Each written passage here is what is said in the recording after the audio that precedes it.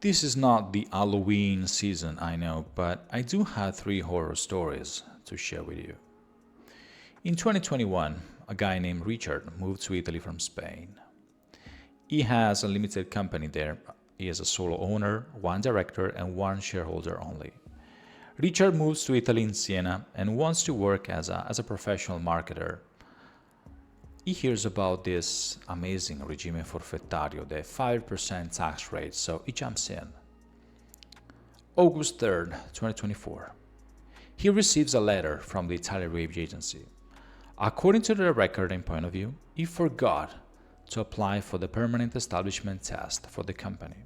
For them, the limited company in Spain is actually guilty of estero jurisdictione, so every euro made in Spain is automatically considered generated in Italy. So as a consequence, taxes were and are due on the company's profits, and costs must be written off according to the Italian rules, not the foreign ones.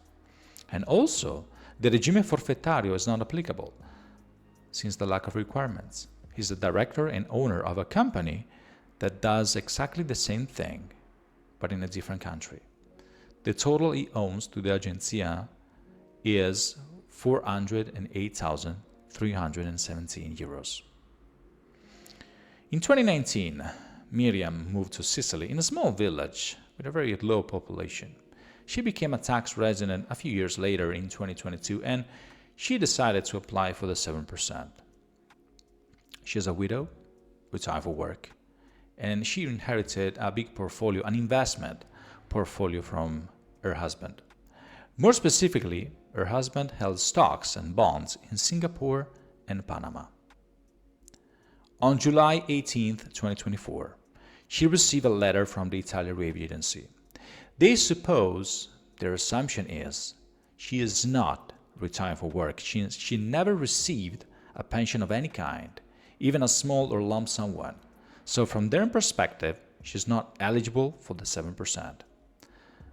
Also, she did not comply with the wealth tax, passive income tax, and RW reporting. The total she owns is 1,030,982 euros. In 2017, Gary moved to Bologna from the US. He's a yoga teacher, very popular online, a very fancy YouTube channel, and an amazing community.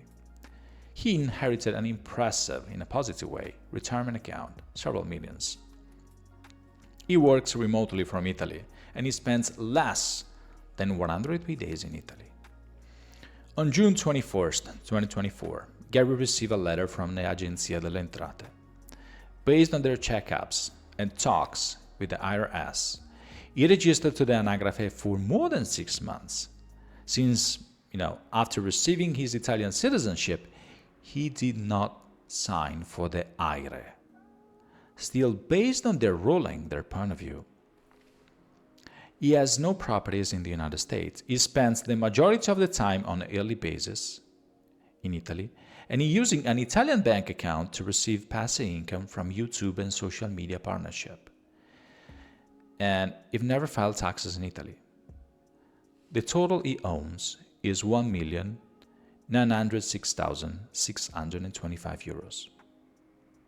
None of them, fake names, of course, was a client of studiorigo at that time. Now we're helping them work on this. They do have something in common.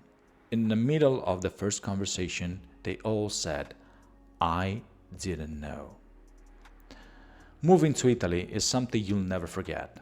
People will sing and dance for you to come and stay and bring your money in. I'm not here to tell you how much you can save in taxes or how much you're gonna love it. My goal is not to make you love it. My mission is to not make you regret it.